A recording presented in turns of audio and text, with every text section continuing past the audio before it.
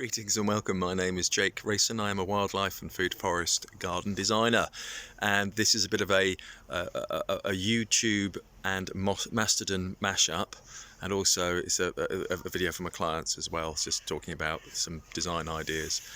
So firstly, Mastodon is a decentralized social media platform, a bit like Twitter. Lots of people moved over from Twitter for kind of obvious billionaire shaped reasons, and it's a great atmosphere. There's no one selling you there's no advertising there's no corporations on there at the moment, and the stuff isn't pushed down your throat. So I love it there. I think it's a fantastic social media platform, so I'm really enjoying my time there. But I also want to kind of promote what I do in my business, which is wildlife and food forest garden designing. So I design gardens for clients. Ideally I would do like large scale public works, which I'm working on, but they haven't got off the ground yet, so I'm kind of rely upon private individual clients. And the question to Mastodon was, should I be advertising my garden design work? Because it's a very thing that I don't like. Am I doing it by saying, look at me, I'm a garden designer, hire me, and had some really interesting posts as well, had really interesting replies. So it's Bea, Susan, Helen and Catherine, I think. So 4 replies, all really interesting as well. So it's what I love about it. It's kind of, there's an honesty about it, and kind of for me what it kind of comes down to is there are different types of advertising. There's the corporate advertising, and then there's the personal, I do this because I'm passionate about it and actually believe in it, I think is a key point. This is something I believe in, but I want to let people know about it. I want to let people know why what I do is important. So on that note, let me just kind of talk about I'll talk about forest gardening and wildlife gardening, and then you get an idea from that what I'm talking about. So first of all, this is the Tavy Valley, absolutely beautiful. St Dogmell's over there, and then this is the house is up here, and it's a holiday let, and also it's like a family home. They come over a lot over. The clients come over an awful lot during the holidays. A few times a year.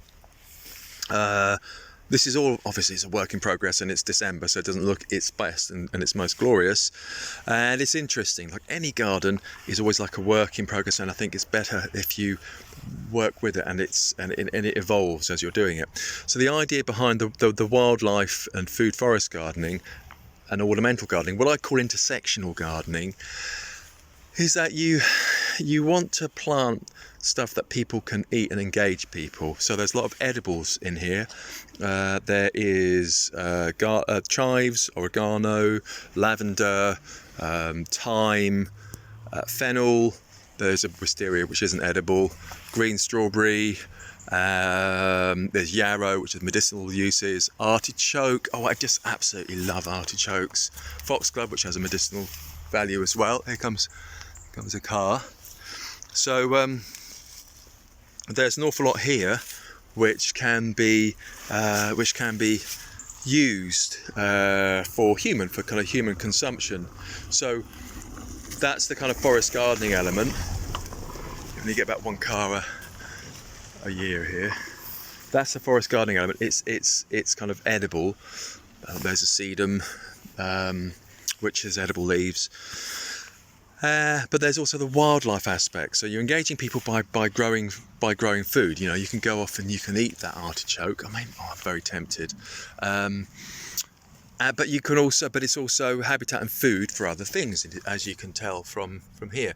Now the wildlife aspect is use native plants where possible, because wildlife has evolved to eat native plants.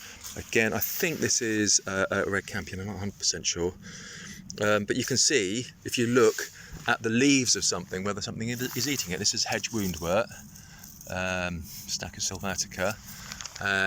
There's yarrow, which things do eat as well here, and this is ivy-leaved bellflower, which is a non-native, doing very well on a tree stump. And actually, the things that I do in terms of gardening is to kind of keep it tidy, but just to introduce the wildlife elements and create habitat. That is fantastic habitat. It's a thick mass of fleshy leaves. That's brilliant. but whilst also making it look beautiful and trying to get that balance right. So yes, that's the kind of the wildlife aspect. Grow native plants so that that insects will eat the native plants and they feed the basis of the food web, and then you have a healthy living ecosystem.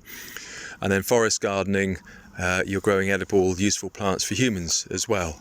So, and then ornamental, people actually want to go in the garden, and when this is all growing and when it's kind of fully grown, I mean, it doesn't look its best now, but it does, believe me, it will be fantastic. There'll be honeysuckle up here, there's a wisteria not doing too well, but that will grow, that'll fill the entire middle section. Might have to move the fennel on by that point, and with the rose coming around the edge of the corner. So that's the kind of basic idea of intersectional garden, forest gardening, wildlife gardening and ornamental gardening. And this is the kind of work that I do. I won't spend much time talking about this, but basically it's designing an area that works for people and for wildlife. So here I want to put some sort of shrub, 3 meters, 2 meters, 3 meters high, to fill the space in here, and then put in some lower story plants and then a ground cover as well to bind up the soil. At the moment it's got a load of crocosmia, there's a load of buddleia, there's some sort of rhododendron. So yeah, so I just want to even that balance out, but make it look pretty, because that should be amazing with roses growing up there around the corner, lovely smelling jasmine going up there, and then you've got this there'll be a centerpiece here. So that's the idea. Find a decent shrub to put in here, decent ground cover, and then plants underneath, and possibly use existing plants. This is blue alkanet, I think it is, and ignore that dandelion.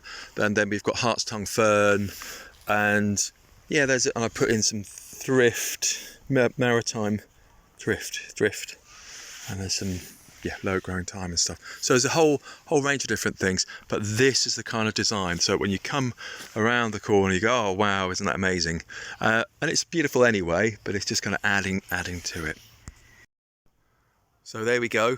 That's my first Mastodon YouTube forest gardening, wildlife forest gardening advertising feature.